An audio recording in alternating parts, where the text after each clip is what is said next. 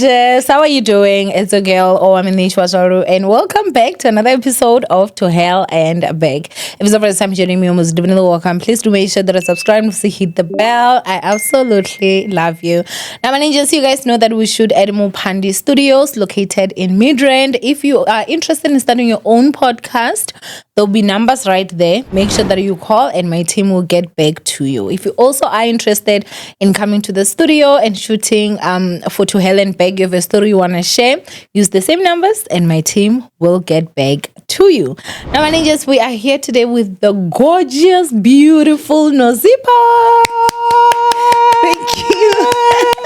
Welcome. Thank you so much, Owamie. Thank you so much. You are so beautiful, hey? Thank you. You are gorgeous. You are so beautiful. And it's the fact that you don't even have makeup on. I don't. Well, I do have some what's it called? Eyebrow, like Eyebrow gel. eyebrow gel. That's not makeup. And lashes.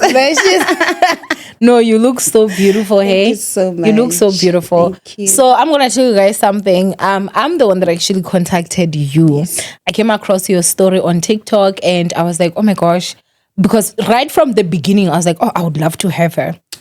Immediately I went to the DMs and you responded quick. You were like, yeah, I would love to come. I'm like, yes. I was like, now I don't have to watch because I want to hear the story fresh, you know? Yeah. So I'm gonna ask you questions like I know nothing right now, sure. right? Let's go ahead and just start off. Who are you? You know, where are you from? Your upbringing? Do you have kids? Any hoes? Oh, thank you so much for having me. Thank you for contacting me. My name is Nozipo, and I am also known as Nolutando. Okay. I am 38 years old. Absolutely. What? I thought you were younger than me. I'm 38 years old. You look 31. I'm 38 years old. You should share the secret. It's God. Wow. It's God. Okay. Yeah. I have 3 kids by different fathers. I need to mention this because this is also something that I talk about. I'm quite vocal about it. And I'm from Soweto. I was born and bred in Soweto. I don't have any other home but Soweto. So yeah, in a nutshell, that's just me. I am a psychic reader as well. I was never trained for it. It came naturally for me. So that's why. Okay, and so now let's talk about your family dynamics growing up. How many siblings did you have? Was it a 2-parent household, a single-parent household, and your relationship with your siblings? Yeah. Sure. I come from, so currently where I live is a family home in Soweto. My parents were never married. So I was actually raised by my dad up until a certain age, I think around my matric year. However, I went to live with my dad at the age of 9 years. And the reason for that is because I got raped. Now, this is something the whole family didn't know about. The whole family didn't know that I got raped, except for my late grandmother, my late maternal grandmother, the person who found me and cleaned me up and said, we're not going to tell anyone about it. You know what is the craziest thing? You look so different. You look so different in all your videos. I do. I came across your story. I watched that story in full. And then when I came across the HIV story, I was like, I'm so interested. I didn't realize that you're the same. Because when she came here today, I didn't know it was, oh my God. Yeah. I watched that story. I'm so sorry. It's okay. It's okay. Thank you. I'm so sorry. Thank you. Ugh, man. Thank I just remember watching that story and I don't know. Maybe, I don't know because I don't know if you want to share. Or maybe I can just download that video and post. Yeah, I think because the reason you texted me was for the HIV story. So I think I want to talk more about that as I do have an interview again for regarding the rape that's story. fine. I think maybe what I'll do is that I can just yeah, you can just Okay. go through it. It's fine. I think I will maybe download if Oh, you give me okay. permission. Yeah, And then I can absolutely. put it and then they can just see, yeah. Oh, okay. So should Yeah. I just continue with Yeah, the rape you can story? go Okay. ahead.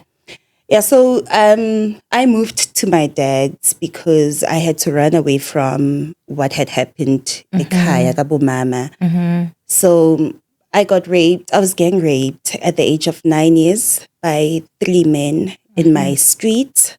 I think it's the fifth house or the sixth house from my house. So Yeah. it happened, I remember quite well. It was on a Thursday. I was from school and got back home. My grandmother wanted to send me to the stores, to the shops to get some potato chips. So there's this thing that I was very playful, hamba ngilahlele imali estradeni phezulu. And my grandmother is like, if you lose that money, I'm going to deal with you. So this is also something I mentioned in the video, that my grandmother never used to hit us, but she would pinch our thighs. So I went, ignored Gogo, went playing with the money until I got, just next to that house. And this man is standing by the gate. Now, this is also somebody who we knew at home because I think they were friends with one of my brothers. So he calls me and says, I want to send you to the stores to get me toilet paper. Please come. Also, we were raised at a time where umtomdala magekbiza, you respond. So I went in and upon arriving or getting into the house, he slammed the door behind and 3 men came from the other room in the same house. Now, I know ukuthi just kwi-bedroom le abangifake kuyo kunama, those curtains beaded, like ngathi ama-tassels, so Oh beaded. yes, that was. Yeah, Is it like beaded or crocheted? it's beaded. Oh, beaded. Yeah, so you Okay. can actually mawundlula kuyo nje, you feel that. Oh yes, type I of vibe. remember. Yeah. Yeah. So they pushed me into that, and it was a one single bed. I still have a vivid vision of that. It was a one single bed, and they pushed me onto the bed, and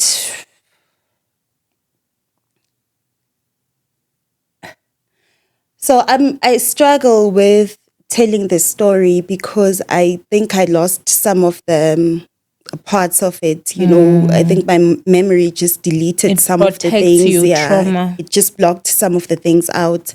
However, I was lying there on the bed and it was just one guy after the next. And I know how at some point they were fighting amongst themselves because somebody took longer, on me. And whilst doing that, they had this huge knife against my neck.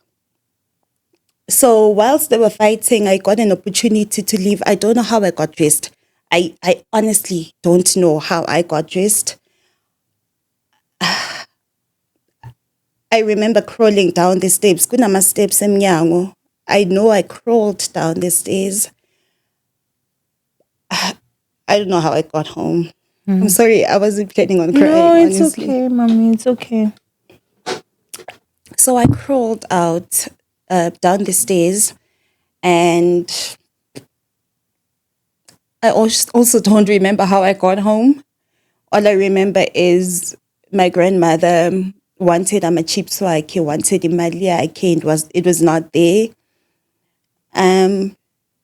She was just about to pinch me. I don't know also if she was also that ignorant naye so much that she couldn't see what was happening, Gimme. So she came back and she realized her hands are filled with blood. And then she asked me what happened. And I told her, but, during the rape, I was instructed not to tell anyone or else they will kill the whole family. And for me to tell my I think it was a fear of what my grandmother would do to me. So I just decided to tell ugogo ukuthi kwenzakaleni. And my grandmother said, we're not going to tell anyone about it. She cleaned me up. The next day, I went to school. Ninjalo. I don't know. I don't even know. But the other time when somebody read that story, because I decided to write it down on Instagram, on a post on Instagram, somebody I went to primary school with said to me, I remember you said something about being raped. So I don't even have that memory of myself telling anybody at school. But that girl, Usenzi, said, I remember you telling me, Uguti, you got raped. So yeah, I went to school, but after school, I had to take my brother's transport because my dad also has kids. So my mom and my dad are separated, and my dad lived with some of my siblings, and mina bengihlala no mama. So I had to take a transport to my brother's transport to my dad's house. And when I got there, I was like, I'm not going back home. I'm not going back to Orlando. That's what I told my dad. I cried. I was hysterical. I said, I'm not going back home. Gizohlala nawe la. So I don't know what my dad was told when he went home, because he had to go back home. So I moved in with my dad and my stepmom. So I was raised by Ubaba, my stepmom, and we lived with some of my siblings, so two of my siblings. So we were three plus abazali, so five in the house. And yeah, that's in a nutshell, that's me at a young age, how I left the Orlando and I came back again when I matriculated. So in between my matriculation and that time, my matriculating, was I correct? My matriculation. Yeah. Yeah. So in between that, I would visit Orlando. However, I would not see these people and I would not tell anyone. So also I don't know how I did it, but it seems like I had a way of just dealing with these things or coping with everything. But also it was destructive because in school, one of the teachers, in fact, in my video, this was the opening. In my high school, one of my teachers said to me, you don't get enough attention at home. Now, for me to come to a point where I decided to tell my story is because on that particular day, I thought about what that man said, at school. You don't get enough attention at home. This is why you do the things that you do. So I sat and I was just reflecting. I was like, actually, the other day I was sitting with one of my guy friends and he's raising a 6-month-old baby girl. And I was just watching everything that he does, how he does things with the baby girl. And I'm like, hey, I was raised by my dad and I worshipped my dad so much, but I didn't get this I don't think this is how invested my dad was in my life. I don't have any memory of being emotionally attached to Ubaba Owamie. Because I remember Ubaba coming home with umsebenzi. He would just get busy. Mangiselino Baba over the weekend. My stepmom would work on my weekends and I'd have to stay at home with my dad. On those days, I would lock myself in my bedroom. And one thing my dad used to say is, wena umudi. Okay. He would say, wena umudi, ufuna mawujabulile wonke umuntu ajabule. Oh. Little did he know ukuthi I was going through something that he didn't know anything about. So, yeah, then I happened to be that girl who goes outside looking for love from men, and not just from men. I went through this even with family where I was made to feel like I have to pay for uthando or acceptance from them. I overplayed my role in people's lives. With friendships, I wanted to, like, mankipi mali. I'd literally go to a bank and ask, how much do I qualify for? 70,000, okay, just so I can spoil this man. Ngimthengele impahla, ngimenza feel special, But it was me crying out for something deeper than a relationship, and Benkos. It was really something deeper than that. So I got into this relationship. Now, the this is not somebody I just met randomly. This is somebody I knew as a friend for 6 months. A friend on social media. I had no physical contact with him prior to that. We did, but it would only be far, you know. Besingazani intimately. Nalo muntu lona, and intimacy is not ezinye izinto, guys. Yeah. But I didn't know him personally. Yeah. Bengimazi nje on social media, he knew me. I was one of those girls about too popular, especially on Facebook at some point. So I guess the attraction started there.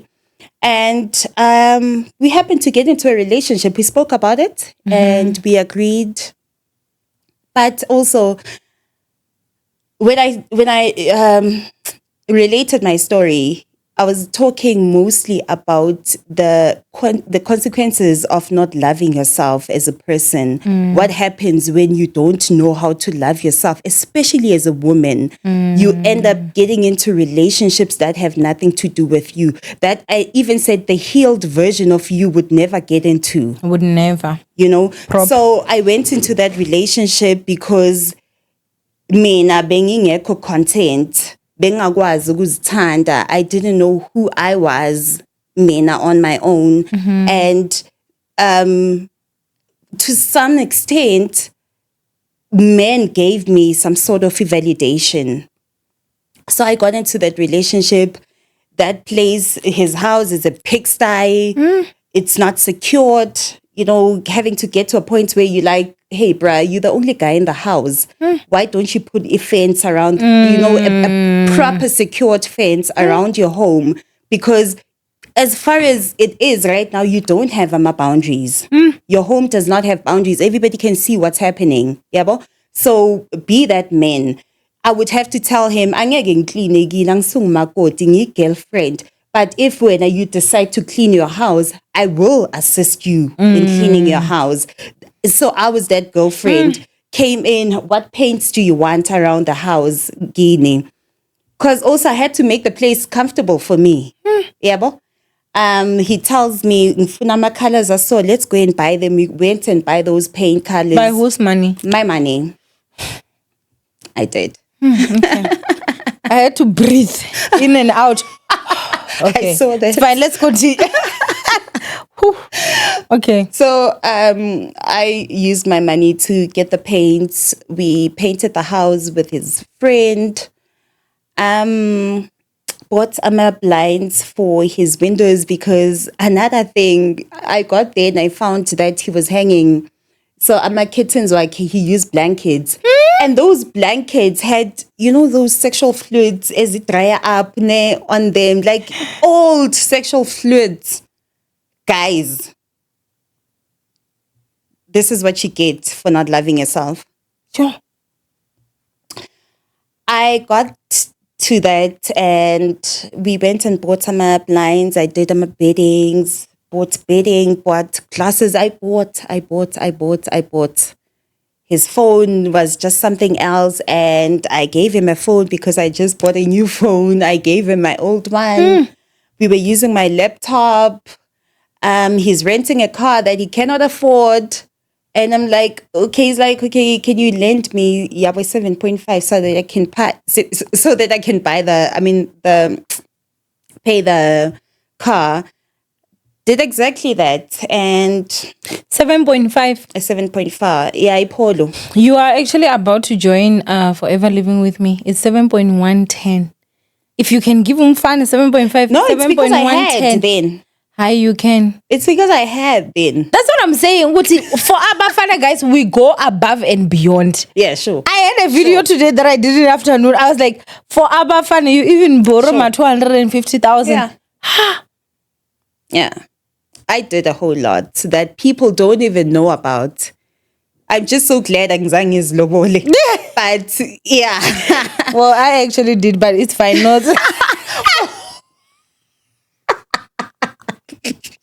Oh my gosh. I helped him fund. I borrowed him, man. Okay. Yeah. Shit stuff that we do. I'm telling you. Yeah.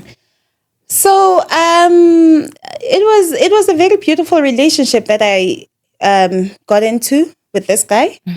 The communication was very open except for one thing.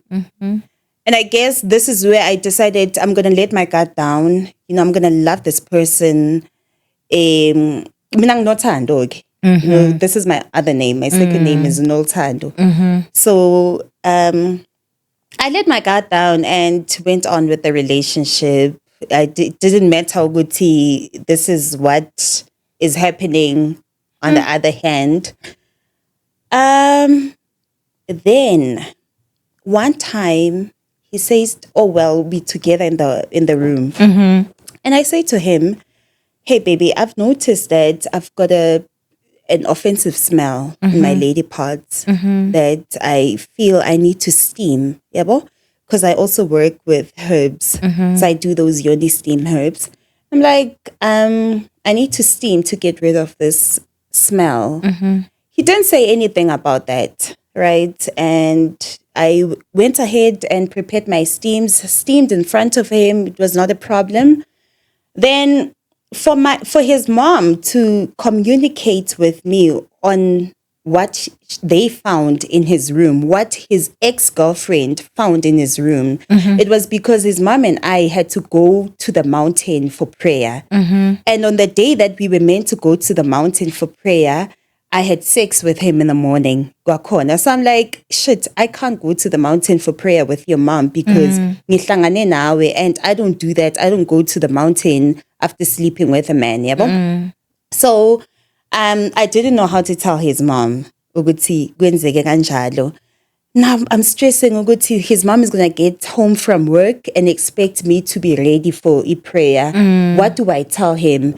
And then I mean, what do I tell her? And then I was like, you know, let me just say it. Mom, your son and I, you know, had sex in the morning. I didn't know how to tell you. Bengsaba, ukukutshela. But we had sex and therefore I can't go to the mountain with you. She totally understood. She was a spiritual person as well. She is a spiritual person. So she understood and she said to me, but I need you to know that you are my daughter. You should not hide anything from me. I'm a health worker. One day you're going to experience something and you will need to talk to me about it so that I can assist you. Then she goes on to say his ex, who also happens to share a name with me, his ex found amapilisi we-STD la endlini. And she told me about it because the channel was open. We could talk about these things. So I want you to know that you can talk to me. Then she starts relating how her brother infected umakoti wakubo, his wife, with HIV. So this is the mother revealing these things to me. When all of that is happening, I'm thinking to myself, shit, I spoke to this guy, told him that I have an offensive smell. And now I'm hearing all of this. I need to go get myself tested for STD. I'm not even thinking HIV. I'm thinking STD. I went to my GP. I could afford it. Yeah, I went to my GP. I asked for an STD test. I got that. And the GP wanted to know, why do I want to test for STD? And I told him the story. Then he's like, okay, since while you're doing the STD, let's also do the HIV because they go together. I agreed to that. And yeah, we did the test and the blood test, by the way. So he said to me, you'll come back after 2 days to get your results. When I went there, it was on a Friday. When I had to collect my results, I went back on a Monday. On the 13th of Feb, Monday. I get there and the doctor says to me, you tested, so for STD, you are clear. There's nothing. However, you tested positive for HIV. That was me. In that moment. Njani, because I used to donate blood. And I would get tested. Yabo?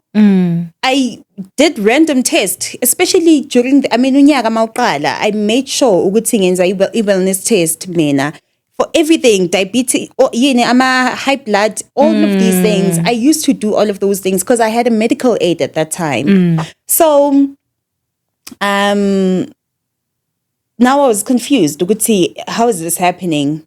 Okay, cool. I called his mom. She was the first person I spoke to. Called her and I said, "Hey ma, this is what happened." After the conversation we had, I went to the doctor and I tested for STD, but the doctor suggested that we do an HIV test as well. Yeah. Then his mom is like, "Yo, tell him, Nozi." Called the guy. Yeah.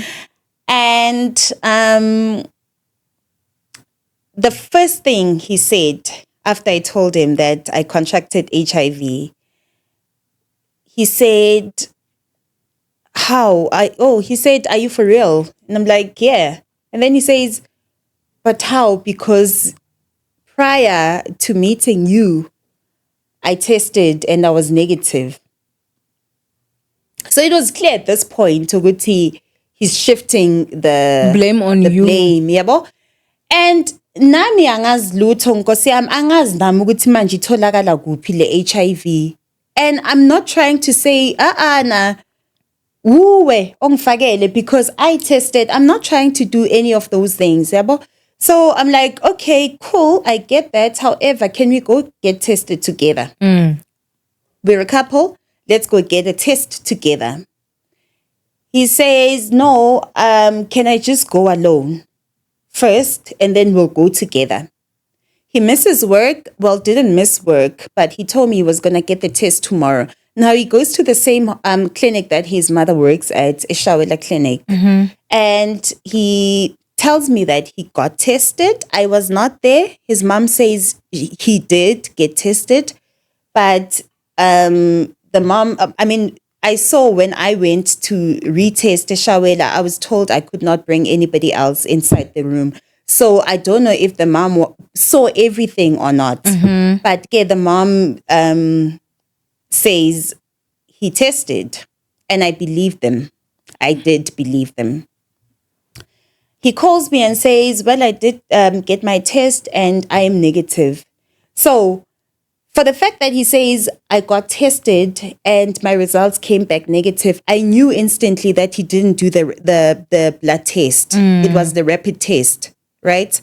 So, ngimbuze ke mina, "What sort of test did you do?" He says, "I did the rapid test." Ngithi mina, because apparently that one is not always accurate. Yeah, it's not. Yeah, see, it's not even the info that I know, mina bengayazi leyo nto leyo. So he says, "Oh no, also I did the blood test." So when he went to test, it was on the 14th of Feb. Then he says, he got tested, went in a blood test, but the blood test, but uzabuya for my results on the 12th of March. And it dawned on me, ngaleso sikhathi ukuthi this is a lie, because why does it take him so long to get his results back? Yeah. Yabo? Then his mom, I speak to his mom after that. His mom says to me, "Maybe you should come to Shawela Clinic to retest." And I didn't have a problem with that. So I went the next day, the 15th now. I took a friend, Untombi. I asked her, "Please accompany me to the clinic. I need to go to get tested for HIV." She did exactly that. We got there and I asked the nurse, "Can she come in with me?" I had to lie to the nurse and say she was my sister because however, when I got tested, the sister was like, "She can't come in. I will test you just between the two of us, but after I've declared my results, then she can come in." Now we're waiting for the stick to tell us what is happening, and 2 lines are there. So the rapid test detected Positive, yeah. The rapid test detected it because the virus is there, gimme. So untombi uyangena and nalapho ngiyakhala because what is happening? Also, I have a history with suicide, you know, and I'm already thinking I'm going to kill myself. That's what was going on in my mind at that time. I'm going to kill myself. Whew. So I started my treatment. So I went through 3 nurses on that day, then counselor. Then we started the treatment Owamie immediately, and I had to go back. So this was in Feb, and I had to go back in May. Now this on in May when I went back, I took Ndombi again, and now they're looking at my results. I'm a blood results. So they can't tell me anything about EE viral load, but they could tell me about the CD4 count. And this lady giving me my results is like, when did you find out to you HIV positive? Like, I found out in Feb. It's like, oh, but your results don't look like, you know, umuntu ne HIV. You actually doing well. Yeah, bo? Fine. Eventually, I was told ukuthi I'm undetectable and therefore I cannot transmit the virus. However, the relationship had to end for the reason that he was not true to me. He did not give me the one thing that mattered to me the most, which was the closure. I wanted us to go get tested together, and he could not provide me with that. So I was like, he's selfish. I've already done so much for this person. The least that he can do for me is to give me this simple thing. Yeah, and he couldn't afford me that. And I was like, it's time for me to leave the relationship. And that's how we ended the relationship. So upon leaving the relationship, he gives me a gift. He gives me a lamp and says, ngicela ukukupha le gift lena. I actually rejected some of the gifts that he had given me whilst we were in a relationship. I couldn't take that with me when I was leaving. I took some, like it was, that's the only thing that he gave me. Bracelet, Newash. Literally the only thing that he ever did for me. But I took what I could take with me at that time, which was the TV, my phone, my laptop, and the money that he owed me. Because he owed me, he borrowed the money, he didn't ask for it. Yeah, so that's the only thing I took from that relationship. And obviously the HIV. Oh, man. And then he gave me that, he insisted. And I was like, okay, let me just take it. But also I had my reasons for taking that because I had gone back home and I'm living in that room now, engena gesi, nami ekaya. And also, that's another reason why I went into, in actual fact, it's a huge reason why I would hop from one relationship to the next because bekungahlaliseki ekhaya. Akukho mnandi ekhaya for mina. And I really needed somebody who was going to save me from my home life. You know? So, I took that lamp because it was going to come in handy. Isebenza nge-power bank. And I knew if I have a power bank charged up, sorted. then I don't have to worry about not having electricity at Yeah. home. Yeah. So, yeah, let's not even get into why didn't you just, you know, renovate that room in the house at home and just... It's because I did not want to be at home. That's why I didn't renovate that room. You didn't even want it to feel home because you're like, I'm not staying here. No. Yeah. So he gives me that lamp, and a few months down the line, somebody says to me, now this was somebody I was friends with that knew him also. So apparently he went to them and told them, hey, your friend wanted to infect me with HIV. Now, also, I'm at a point where I don't have too many people aside in Owamie. I don't have too many friends. I don't have abangazi. Like I'm not a groupie. Yabo? So I'm kulumi nabantu ke mina. I think also that's the reason I decided let me just join the social media and do this thing on social media because I have nobody to tell these things to. And now that I don't even have a medical aid anymore, I can't now call my psychologist and say, yabona angisa afford a psychologist, man. So sorry. Then I'm like, this lady, when she tells me, Uguti, he told them, Uguti, I tried to infect him with HIV. I'm like, oh, believe him. Believe him. I'm not standing here and defending myself to anybody.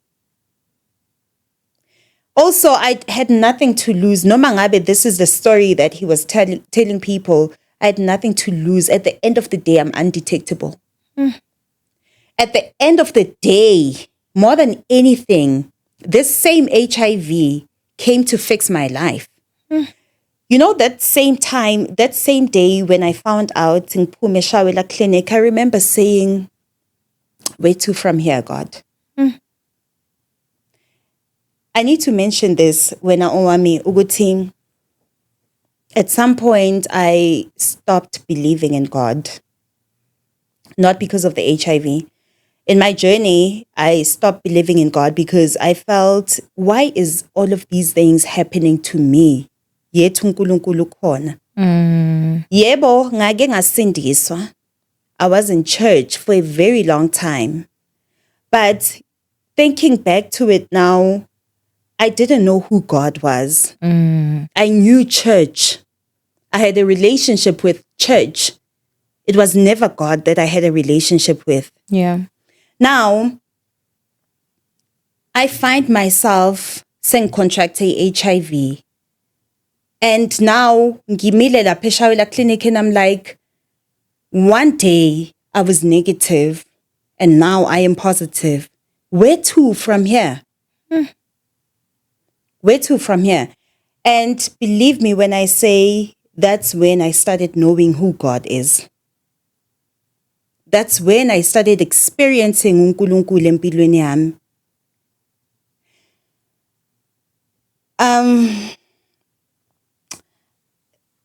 I said I'm a psychic reader. There are things that I see. I'm very intuitive. There are things that I see. Sorry. I'm able to go back in time, you know, like many years ago and see the conversations that I would have with God on a soul level. And if I have to make reference to Lenteng Ishoyo, sorry man, my throat. Sorry about that. So there's a scripture in the book of Job, chapter 1, where the Bible says, Satan went to God and said, your son, Job, the reason why he trusts you this much is because of everything that you've given him. But if you would take the things that you've given to him, he would stop trusting you. And I believe that this is the same conversation that Satan had with God concerning my life. Uguti, this child trusts you so much because of this, and that. But if you would take this, and God actually allowed the devil to test me.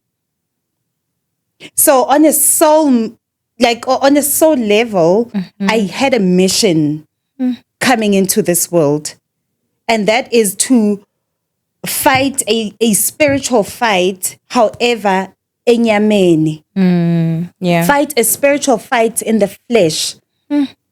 This is what everybody says lately. Uguti, we are spiritual beings having a human experience. Yeah, that's true. Yeah. So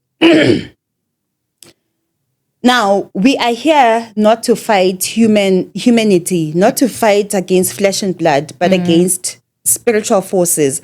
So HIV was meant to be something that takes me out in the flesh.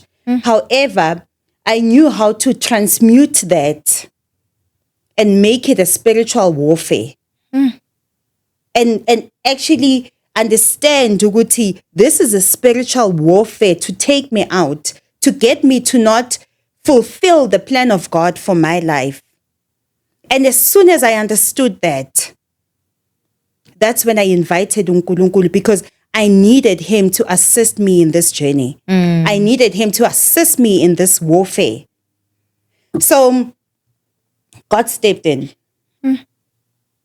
God stepped in, and I saw myself change in ways that I never thought were possible for me. I went from someone who did not believe in God altogether to somebody who knows and depends on God only.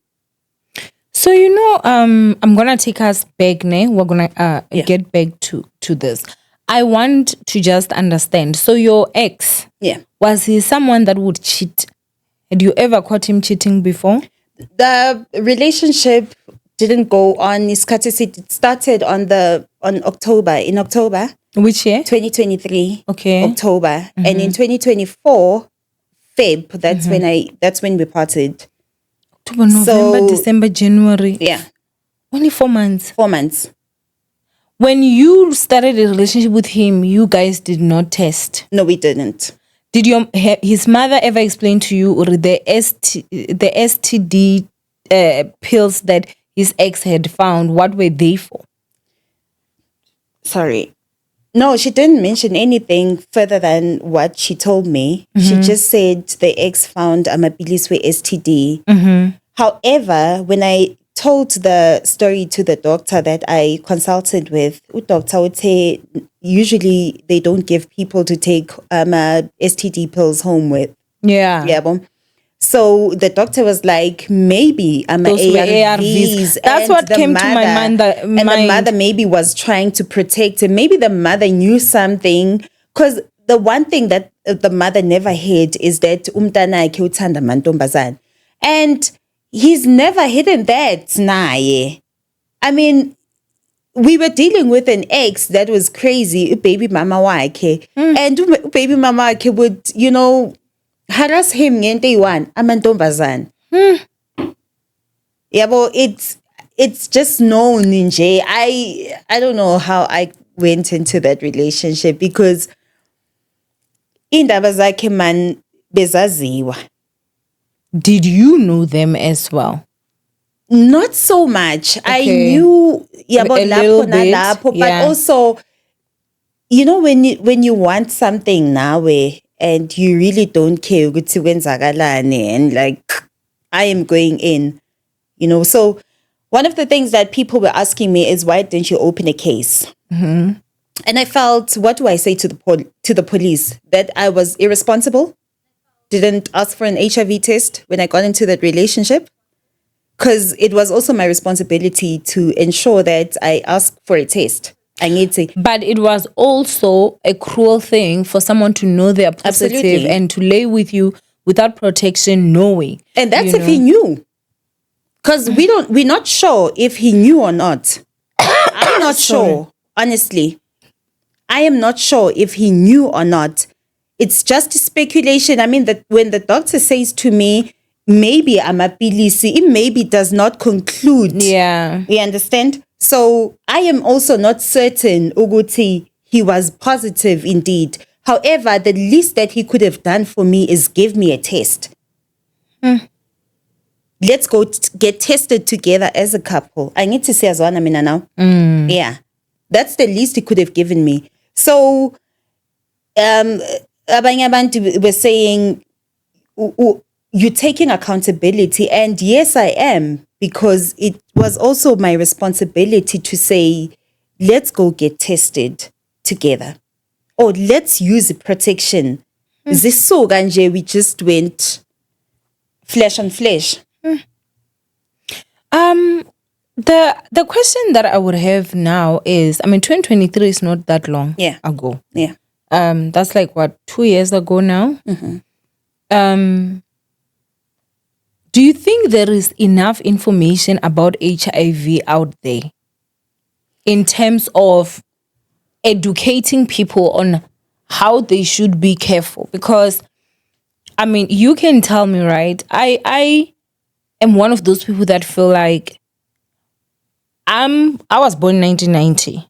So growing up, like when we were 10, 12, 13, there used to be those organizations that would go to schools Yeah. educate young kids, HIV, make sure that you don't get it, this and that. And then there came a movement that is of acceptance, right? And now the message of acceptance comes with, okay, you should accept people that are HIV positive, because obviously we have to, looking at how it was back then, where if we're like this and I know you're HIV positive, some wouldn't even want to sit next to you. You understand? And then I feel like we moved from that to now making it seem like HIV is just HIV. It's just Do you think? Honestly, I believe there is enough awareness. Okay. We are just an ignorant people. We are ignorant, and I'm saying this because I didn't know as much prior to contracting it, or prior to finding out my status. And yet, the information is out there. If you really want to know about something, you learn. You research. But we don't, because we're thinking, angeke ngiphathe mina. You're thinking testing alone is enough. We're not making it our responsibility to learn. It can happen to anybody. We have somebody living with HIV at home. And in as much as people think that you contracted sexually, ungayithola nje by exchanging, I mean, usikekile, uyakhatheka. But also, she's undetectable naye, whoever I'm speaking about ekhaya. She's undetectable. So noma ngabe ukhathekile, I can't contract it. Yabo. So, but to answer your question, there is enough awareness out there about HIV. We are just not making it our thing to learn about it. People don't even know that if you committing to taking medication yakho kahle. In all honesty, for me, I feel like we have more right now. Yeah. Because we're in a society where if you speak anything that is like a little bit against something, not to say even against, that is not of the movement of wherever people are moving to, then it's like you get bashed and stuff like that. I'll give you an example of, we have content creators that are living positively with HIV, right? Yes. They do get a partner that is negative. They get to live their life. They get to even use their platform, to speak about HIV and everything, to say it is doable. This is where. But if you look at it, that's really like a very small percentage of people that do get that after they contract HIV. I think there's certain things that maybe we are society is no longer comfortable talking about it, because it seems like they're moving towards the other direction. You understand? Because as much as like it was 2023, you still didn't know much. Yeah. Which means not as much as there's noise, it's not enough noise. Yeah. Do you understand? Yeah. Because at 2023, you shouldn't be at a point where you don't know. Actually, there are things like PrEP, there are things like this, there are things like that. Like all this stuff that has to do with HIV, I feel like we should be at a point where everybody knows. Those campaigns that were there when Runa were growing up, they stopped. Yeah, maybe it's because we're expecting to hear these things from health workers who aren't even living with the HIV. Yeah. Maybe you should hear it from people that actually live with the virus. Yeah. Yeah. I get to tell you more ngayo because I have to take those pills every single day. I have to pop those pills every single day. And how is that? It's funny how I wanted to make a video of myself taking a pill. It's no train smash. Okay. I don't have after effects or side effects from taking those. I am doing well, even with those. It doesn't give me vibes are negative. I took medication for depression for 17 years. I was medicated for depression for 17 years. And I struggled with that medication. Yeah, no, that one is heavy. Yeah. I struggled with that medication. I don't have the same struggles with the HIV. Okay. I don't. When I take my pill in the morning, I take mine at 9 o'clock in the morning. I pray over that pill. I command it to do what I wanted to do, emzimbeni wami. It's not that hard. Yeah. It isn't at all. And let's talk about dating now. Because I assume you already had all your kids, right? 2023. So now, let's talk about dating.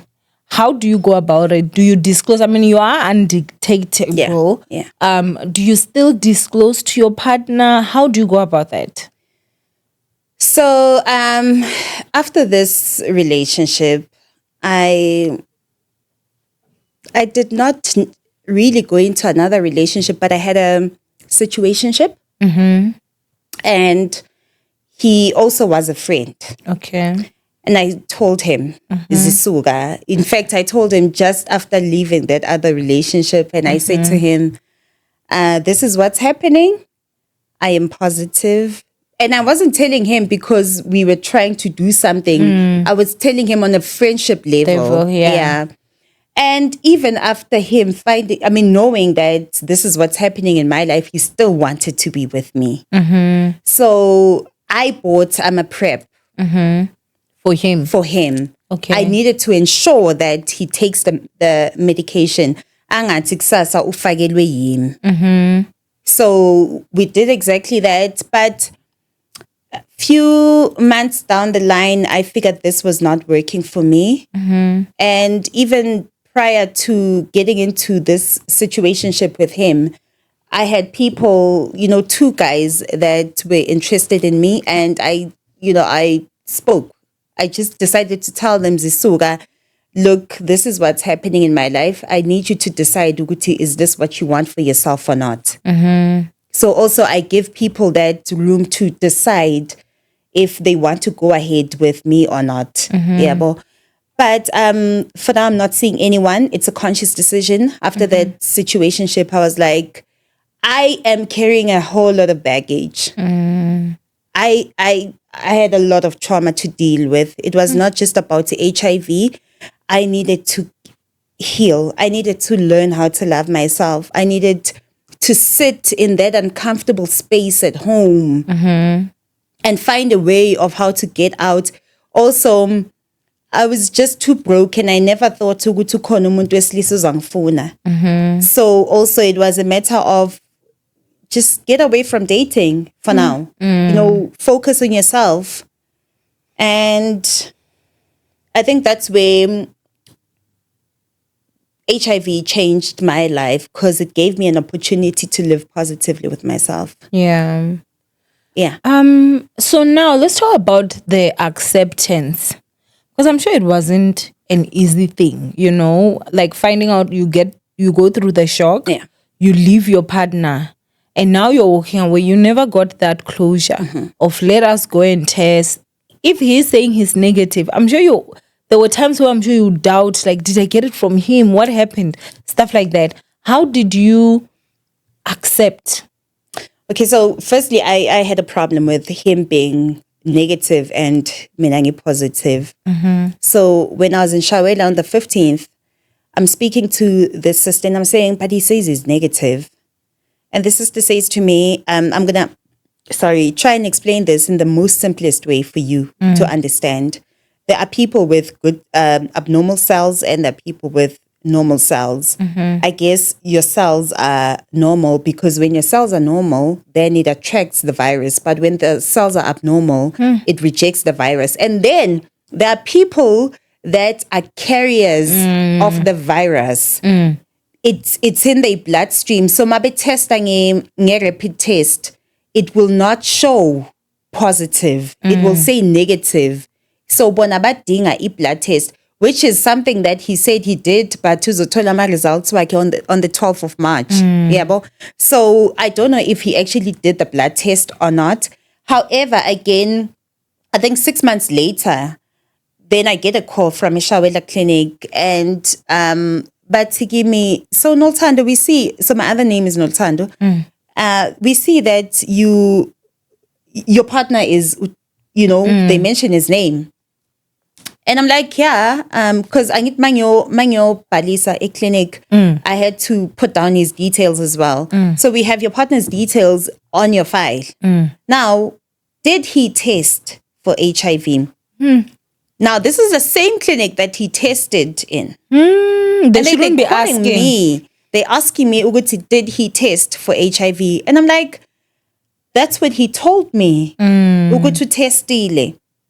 And they're like, but we don't see anything. I mean, you gave us his name and surname, but we do not have any records of him coming to test on that particular day. Then I was like, I don't know. I don't know. I struggled with accepting Owamie. It was not as easy as I say it to be right now. Maybe I'm speaking from a healing point of view. A healed point of view. And can I also tell you a story? It's not a story. I'm going to tell you a dream I had when I got into this relationship. Okay. Which is going to qualify lending ikhulumile about being on a soul mission. So in the dream, this was now a few weeks into the relationship, and I get a dream seeing me and him in the ocean. As we in the ocean, ulwandle liyavunguzana, like it's very violent. We together, but we're holding on to each other like so tightly. And in the midst of that, I noticed that people started coming out from the ocean. Wow. But it was mostly women. They were dressed in white. As soon as they came out, there was clapping, and the ocean kept quiet. Like it was silent. It was not violent anymore. Then came this being that is so huge also from the ocean. It had a masculine like vibe, ngathi umuntu wesilisa in a black suit, who handed me a white envelope. So I took that white envelope. There was a contract in it because it was written contract. And then I realized, oh no, I took that, and then there was clapping again. Then suddenly we all left the ocean. We went out of the ocean, every one of us. Only after all of this, I started remembering the dream, and I got an interpretation of that dream. Uguti, this was a soul contract thing. I was too stubborn. I was living negatively with myself. I was living negatively with myself, and I guess this was my ancestors' way of trying to bring me back on path. And they knew, Uguti, it would take him to get me back on course. Hence, there was clapping when I was with him in that ocean. I'm not even sure if it's making sense, but it does make sense for me. No, I do. Yeah, I do get that. Trust me, I really honestly do. I do understand you.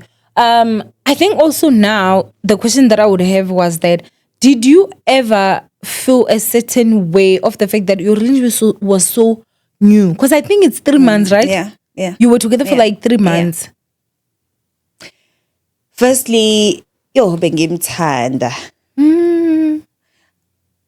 Also, I'm not sure if it is love or desperation. Obsession a bit? Maybe obsession. Yeah, did you get a bit obsessed with it? I do have that obsessive personality. I do. Even my love for God feels that sometimes. Obsession, yeah. Okay. I loved him incredibly so. So obviously I was mad. I was mad. But the fact that I found refuge in God, I knew how to channel my anger. He did not get anything from me. I think the last time we spoke was when I left his house and I said, oh no, I'm lying actually. I wrote him a letter 7 pages long. 7 pages long, and I asked that we meet him at Bonya Mall, and I handed him that letter where I was, talking about everything. Talking about every single thing. If he had agreed to go test and you find that he also is HIV negative, do you think you would have stayed?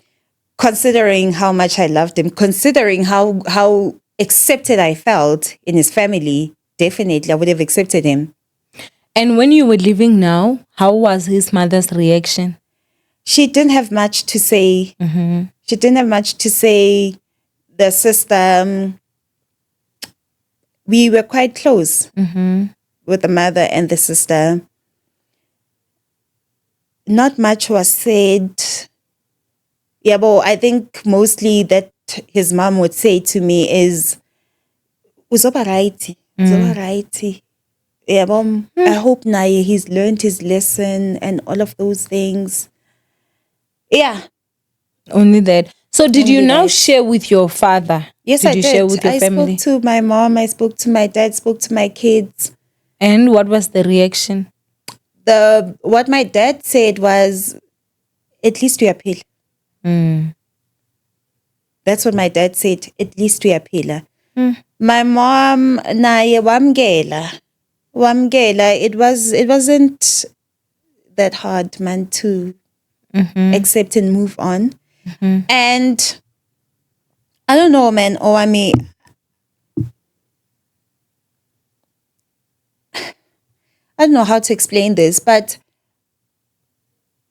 my mom also, I feel like she just accepts things, but for what they are. Because even with, I was raped twice, by the way. I was raped twice. I was raped again at the age of 21, and I fell pregnant from that. And it was easy for my mom to accept this guy's apology, the one who raped me, because now izinto zakhe bezibheda uguy, and he wants to have access to umntwana. He knows ukuthi kunomntwana, because even after he raped me, he said, "Futhi wena uphethe umntwanami." So bahlangane no mama ba-assistane e-bank, because he worked for Capitec Bank, this guy. I-assist umamami, and he confides kumamami, and my mom accepted him. Phezu kwalokho, I was forced into forgiving this person. Was it someone you knew? Yeah, I was in a relationship with him. It was a fairly new relationship, and I told him, I am saved. I'm a Christian. I don't want to have sex. So Nami, I don't know what was I expecting getting into a relationship and not have sex with that person. No, but as long as it's a communication. As Yeah, long as he knew, he also knew, I'm sure. Yeah. So he was just being stowed, Dinje. He was wrong. He was, because the first time Azama, it was at his house, and it was just the two of us. And I told him, he backed off. He didn't do anything. But this time around, he forced himself on me emotweni after we came from a cinema. Sibuya cinema, he just came to fetch me from work. Sibuya cinema, and then he drives off. Ngathi bekaya eval. So angikho familiar ngaleyo ndawo leyo. He parked endaweni ebushy, and then he forced himself on me. And even that, I posted it on TikTok. And then he says to me, "Futhi wena uphethe umntwana." I had to beg him to take me back home. He did. I kept quiet. Didn't say anything to anyone. The only person I spoke to was my lady pastor at that time. Because now esontweni, they need to understand ukuthi, how is it that you're a server yet pregnant? I mean, I'm from a charismatic church, and sex before sin. I mean, sex before marriage is a sin. Yeah. You know? Yeah. So how is it that you're pregnant when yet you're serving in the church? And I told her everything. I was struggling with the pregnancy. I was struggling. I didn't know anything about abortion. Mina, I was a late bloomer, yes, being papa and all of those things, but there were things that I was never exposed to. And even that lady pastor said that to me, I'm going to help you through the pregnancy. Keep the child. I'm going to help you through the pregnancy. So years later, your mom accepts his apology. Yes, and I was seen as the bad guy for not being able to forgive. I was the bad guy because mina ngikwazi ukuxola. You know, even with keeping the child, kwathiwa she's a gift from God. Of course she is. She is. I see that right now. I see how she's helping me heal, even though she doesn't know that she's helping me heal. And I realize ukuthi I did the right thing by keeping my baby. But how was it? Did you not have some sort of negative feelings towards the child, knowing? And when would you say maybe that stopped? Firstly, the pregnancy was shortened because I was not well. I was stressing a lot. I could not bond with the child.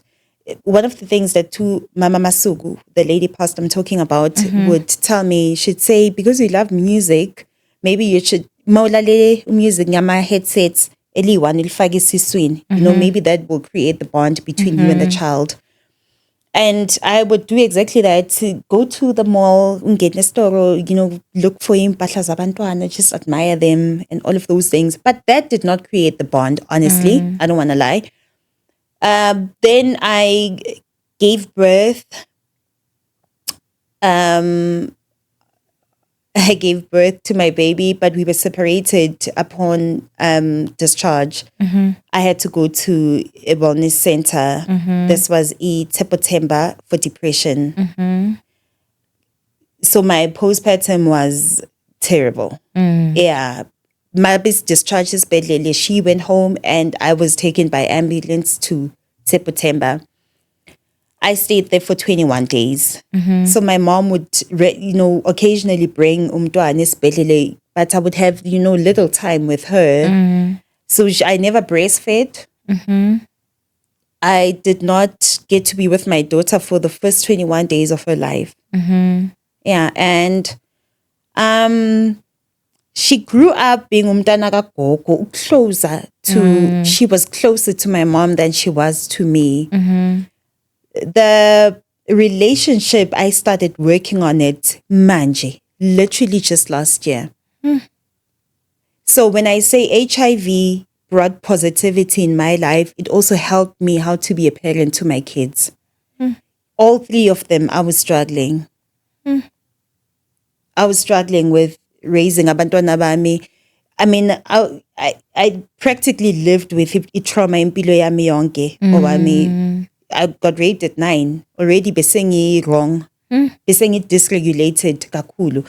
So it was only last year when I was like, my healing is my responsibility. I think also it helped that I left my job and being a medical aid, because all along I left my healing to psychologists, workers. They had to do the healing work for me. And when I stopped having a medical aid, that's when I was like, it's my responsibility to heal myself. And that helped me with my kids as well. Today, I sit like this with my kids. We have deep conversations, nabantwana bami. At the age of 12, my second born is 12, and he knows how to speak to Mamaki. Yeah. So, wow. So now I also want to know, when did your parents find out about the rape that happened when you were 9? Yeah. So my dad and I lived in Leondale. So over the weekends, I would go to my mom's, and then on Sundays, my dad would come fetch me, take me back home in Leondale. So one random Sunday, I decided to tell my dad, Senkhulile. Senkhulile. And I know we were driving past the Glenmore. And then I just opened up. I was like, Dad, I was raped. He parked on the side of the road. He cried. He cried. I think, he felt helpless. Ngaleso sikhathi leso. Yabona ukuthi for so long, Yeah. he's lived nami and he didn't know what was happening in my life. I'm sorry. Thank you. Did you feel protected at that point when you saw your father's emotions? Did you I don't feel know. like that I don't was know. enough? I don't know. Was there a part of you, you know, because you said something to say your dad would always say, you're moody. Whenever you're happy, you want people to be happy and stuff. Did you feel like your dad failed you when you were young? Like he should have known? One thing I would tell my psychiatrist is I actually was more mad at my mom than I was at my dad concerning the rape. I-rape yenzeke ngihlala nomama, ngabomama. And I ngikhula nginalento ukuthi she should have noticed. But also it speaks of the relationship that we had. It was not That good. Yeah. Well, not that it wasn't good, but we didn't have. Yeah, it wasn't that existent. You were like grandma's child. Umntana kagogo more than anything. Umntana kamamncane. You know, I had a close relationship with my aunt, ilasibone kabomamami, and my grandmother. So ngakwata kakhulu, and I've said this to her ukuthi ngiye ngakwatela, I felt like you didn't protect me enough. So to answer your question, no, I didn't feel like my dad didn't protect me, but I've had those feelings towards my mom. Ukuthi you should have known, you should have, you know, protected me. And maybe it's because there were other factors that I had no mama. Ngifeel ukuthi she just didn't know how to protect me, and also that became part of the package. Yabo.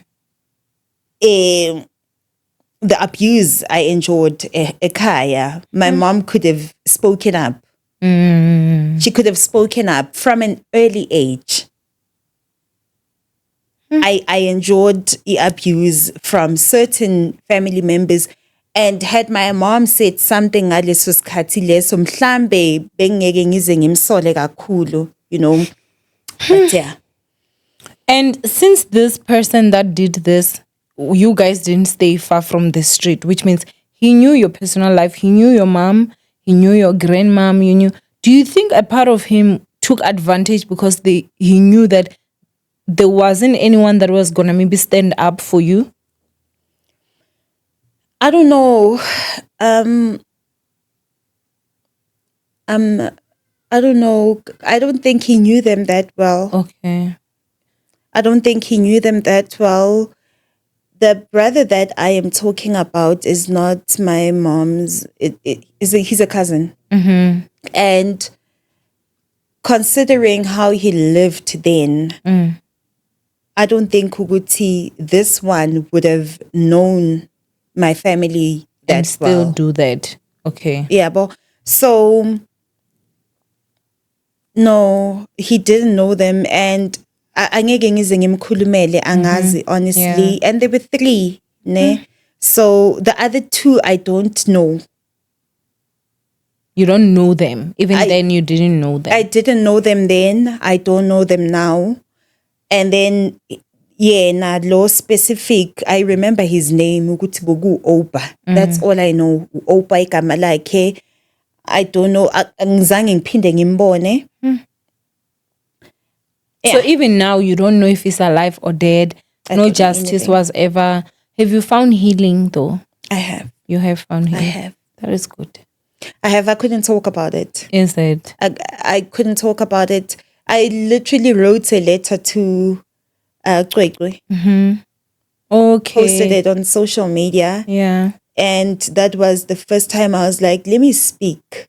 Let me have Share something. my story. Yeah, but Well, I just posted it on social media. I don't think her mom saw the letter. I don't know, but I just posted it on social media. But I wouldn't open up, man. Especially in detail. Yeah. Yeah. I remember the extent of or the severity of the trauma. It led me to a point where I considered hypnotherapy. To try forget. Yeah, to try and forget. Yeah, but because I could not stand the flashbacks.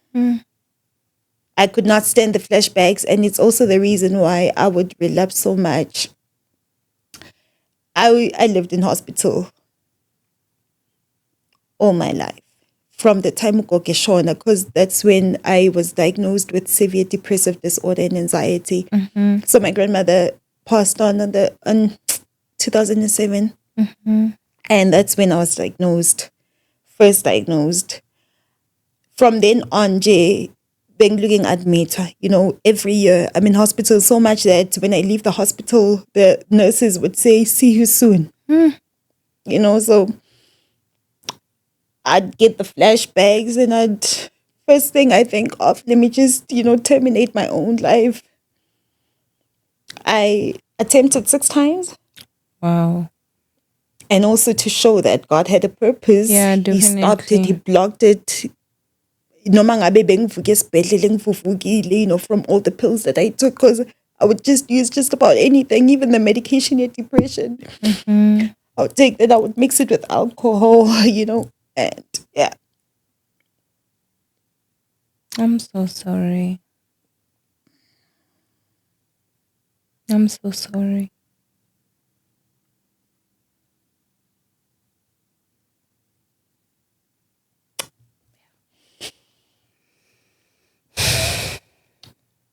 But I'm okay. You're gonna make me cry. I'm such a crybaby myself. I'm okay. I swear. I think men don't realize the trauma. They don't. To them, it's a short period. Yeah. But to the victim, it's a lifelong that affects every single thing about you. Every aspect of your life. Yeah. It does. It does. Just yesterday, I was talking about how to a certain degree, I don't blame my ex-husband for cheating because of how I would get startled, Magaing Bamba, he would come from behind and I'd jump because I wasn't expecting that. Who's this? Yabo? And then he cheated. No, he was just a cheater. We're not gonna make any excuse for him. I'm not making an excuse. He's horrible. How do you cheat on someone you're supposed to support? Se usile when. Yeah, usile. How? Actually, you are a cheater when. You are a cheater. My cheats when. He's a cheater. Why would he do that?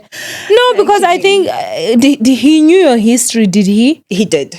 He actually even used it against me.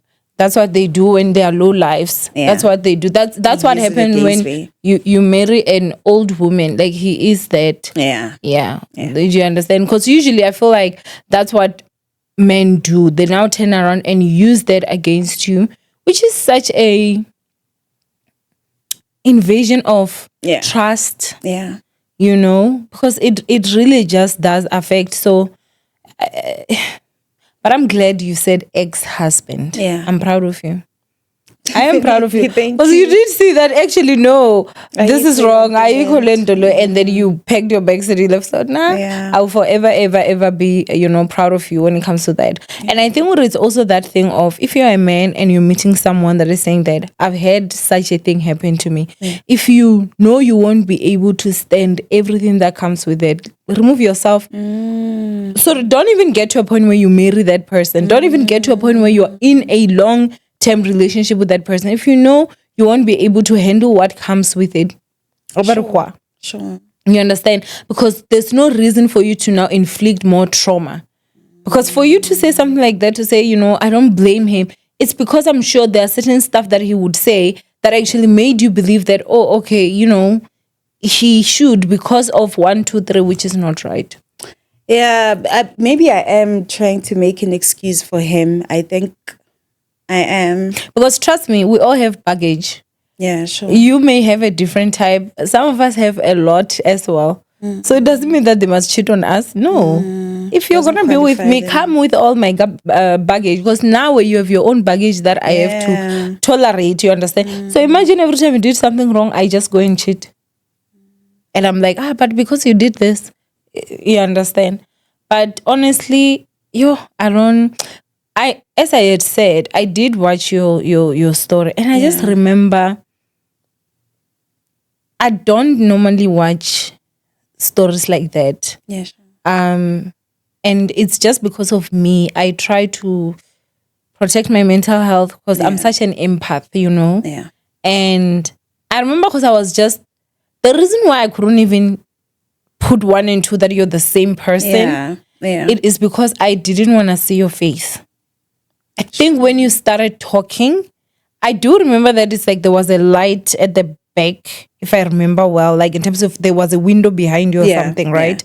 I think you were on the bed, or if I'm not mistaken.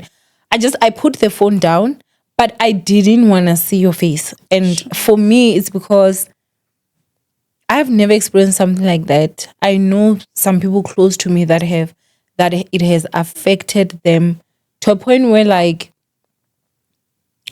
people don't understand the trauma that actually happens. And so whenever someone is sharing a story like that, it breaks my heart so much. And I think as a society, we do need to get to a point where we listen to those conversations that we don't want to listen to, because these are stuff that are happening. And unfortunately, they are still happening to our children. Yeah, absolutely. You understand? How do we then stop it? How do we then prevent such trauma for the next child? It honestly is something that is just so heartbreaking. And I'm so sorry. You definitely did not deserve that. 1,000%. No, you did not. I didn't. Thank you so much. I'm really so sorry. And I'm glad of the fact that your attitude towards life is like me. You are that person that blames yourself for everything first. Like, it's me. Yeah. It doesn't matter what someone does to you. It's me. But if your partner knew, you definitely are a victim, And the other thing again that I can say is that you can be with someone that is HIV positive. You can get PrEP. However, what you need to do with PrEP is before you're intimate with this person, take PrEP for 30 days first without any, because that's when it gets like you can still be sexual, but just use protection. But if you are, which again, right, you're always advised to use protection. Yeah. But I'm just simply saying that you don't take it today and it gets into effect today. You take it for 30, the first bottle, 30 you need to finish it first, and then you continue the other ones, And PrEP also, it saves lives, I'm just saying for those that do not know, if you're intimate with a guy or a woman and you don't know if they're positive or not, if you're asking for that HIV test and they are jigging because they do that, especially when they suspect they're positive or they know, you understand? Then go to the clinic, get your PrEP, take it for 30 days, and do not go back to that person. Anyone that would want to will knowingly or even a chance infect you, it's not someone that actually loves you. True. You understand? True. Yeah. So now you never ever found out if that guy is positive or not. But he clearly didn't test there. I don't know. I still maintain that I don't know. And also, I stopped all communication between us. Yeah, I told him I don't talk to my exes. You couldn't see me when you had me. Because also that's one thing that he said. He said, I would love to support you. You could have supported me in a test. Yeah.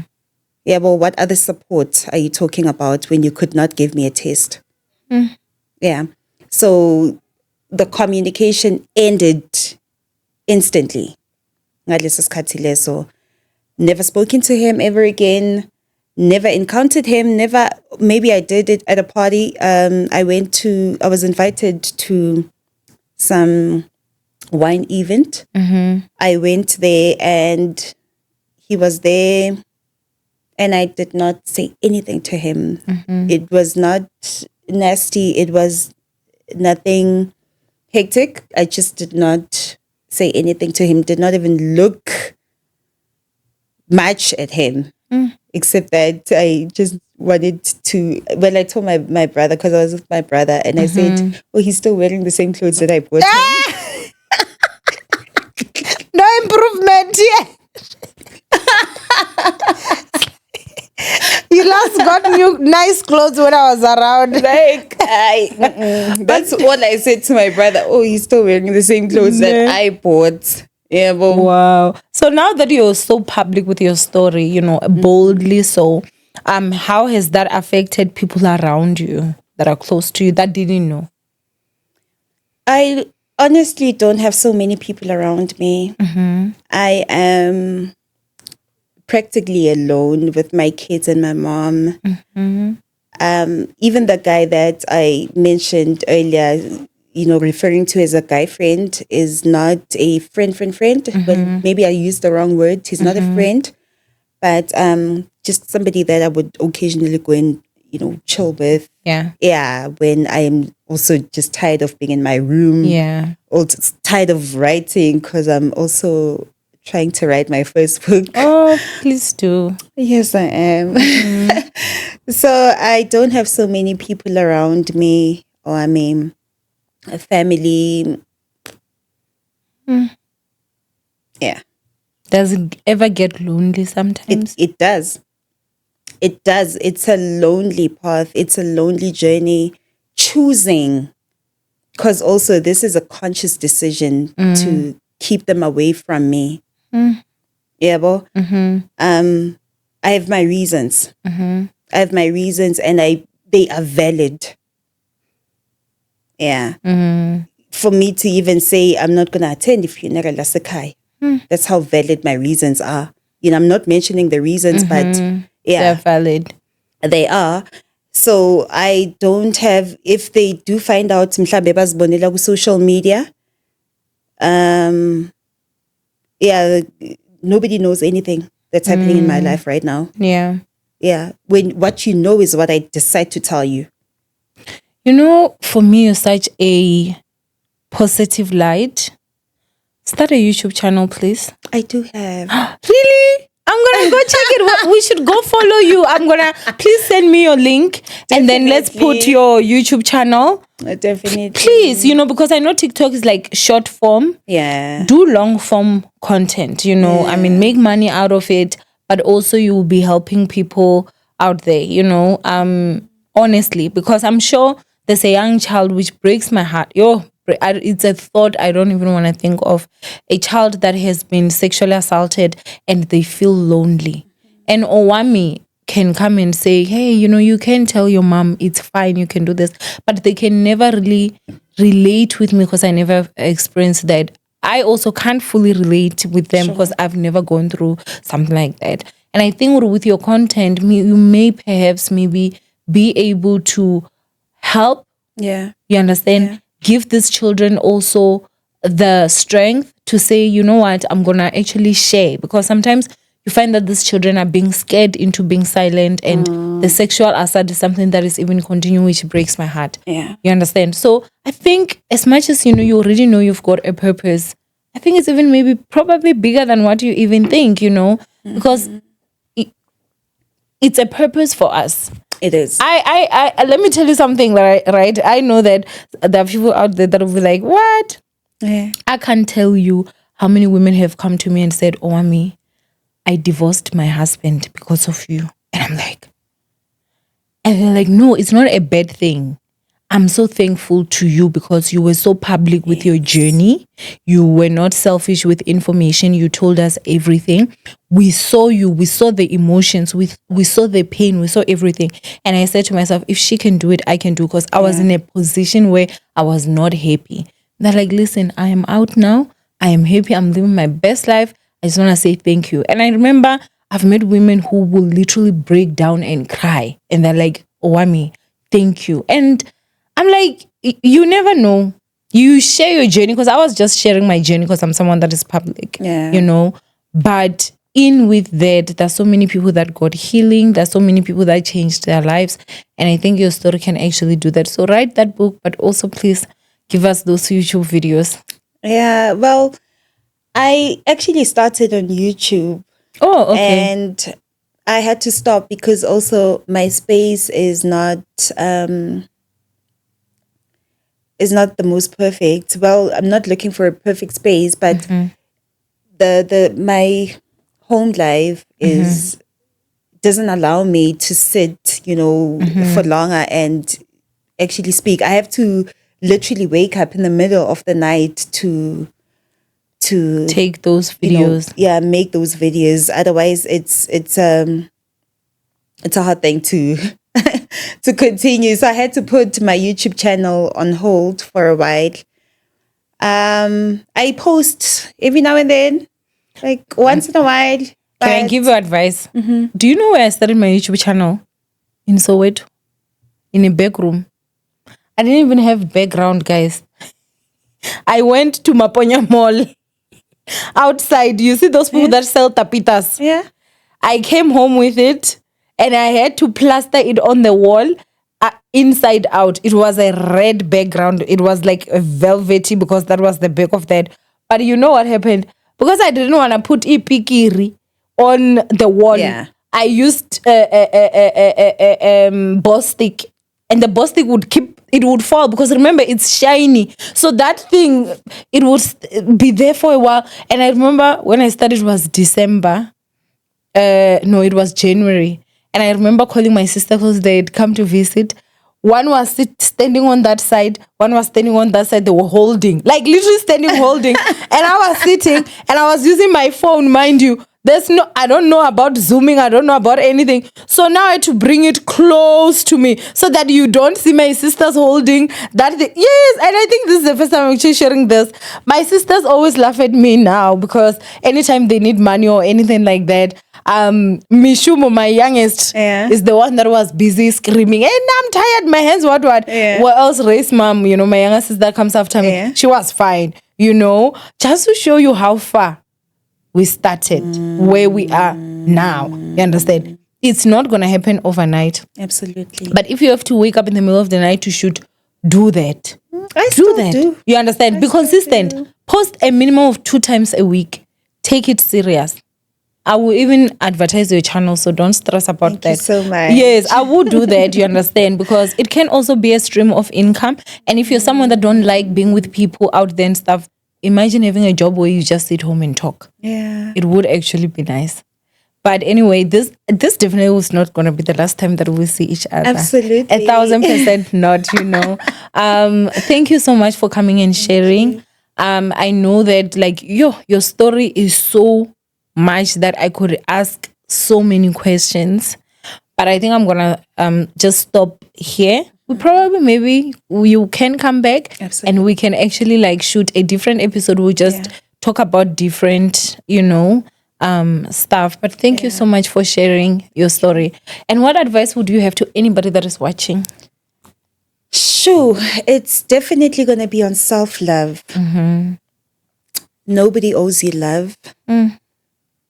One thing that I write openly about is that love is taught. And if you don't learn love from your own parents, and most of us didn't learn from our parents, but you need to learn from yourself.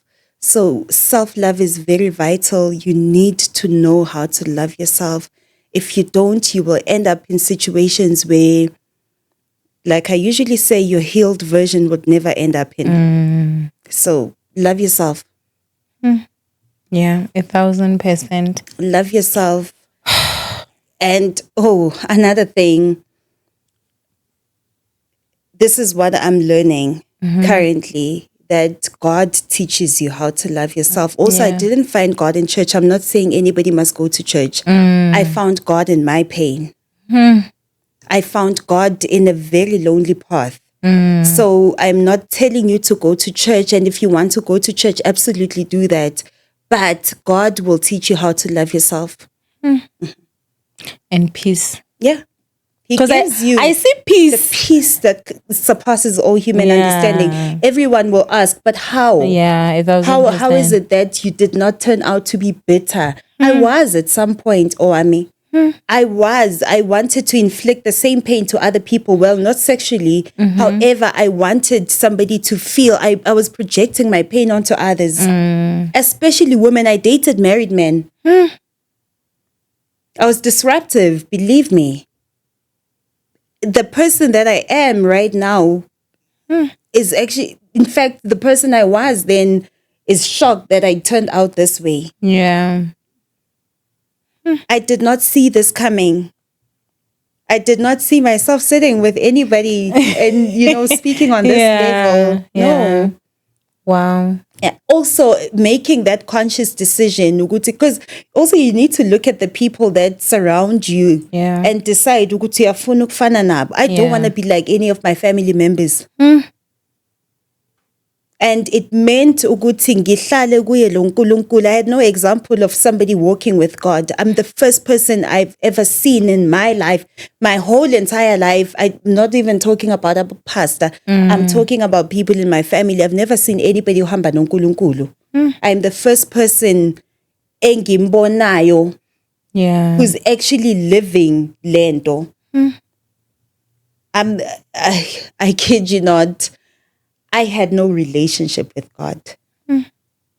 Absolutely nothing. And this is why I lived the way I lived. Yeah. This is why I did the things I did. This is why I could, stand there and say, I don't want to hear anything about you. Fuck God. That was me. That was me. And this is me now. Yeah, God is good. He is. Yeah. He is.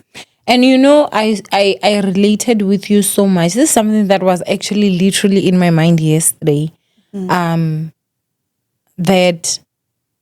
there's certain events, because it's easy for people to always just say, God, this and that when you're going through a tough time.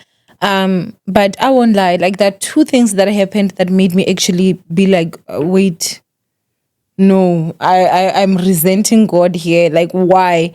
That was the passing of my mom and the ending of my marriage. Those two times, like, I really did find myself shocked. And with my mom, it took years. I had so much anger and everything. And I think with this one, it was there, but it wasn't as long. Yeah.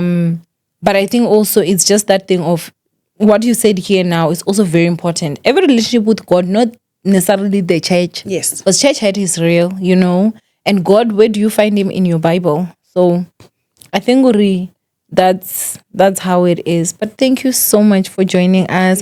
Thank you so much for joining us, ninjas. I'm gonna go ahead and link her channel in the description box down below. She's gonna start posting consistently. So let's make sure that we go and we actually do support her. From Owamie, I love you guys. Stay blessed and thank you for coming. We'll see you guys in our next episode. Mwah. Thank you. Bye.